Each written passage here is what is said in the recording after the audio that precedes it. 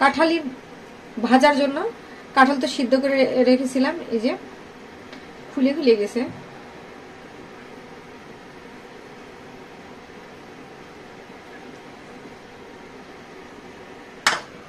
কাঁঠালি ভাজার জন্য বেসন গুলিয়ে নিয়েছি। এখানে মশলা আদা বাটা, রসুন বাটা, জিরার গুঁড়া, ধনিয়ার গুঁড়া, গরম মশলা গুঁড়া, লবণ, হলুদ এগুলো দিয়েছি। এখন এখানে চুবায় ভাজবো তেলের মধ্যে। দেখেন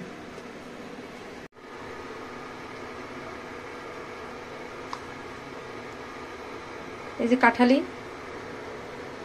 ভাজতেছে, কাঁচা কাঁঠালের কাঁঠালি।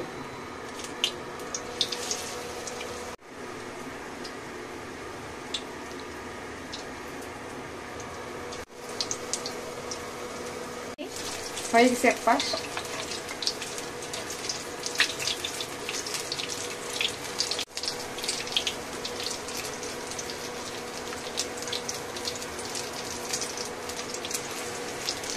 বাচ্চারা খেতে না চাইলে এইভাবে করে খাওয়াবেন কাঁচা কাঁঠাল, তাহলে বাচ্চারা খাবে।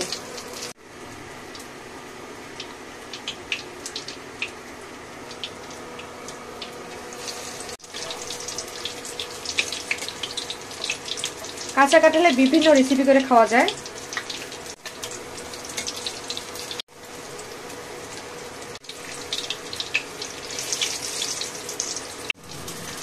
কাঁঠালি হয়ে গিয়েছে, এখন নামিয়ে নিব।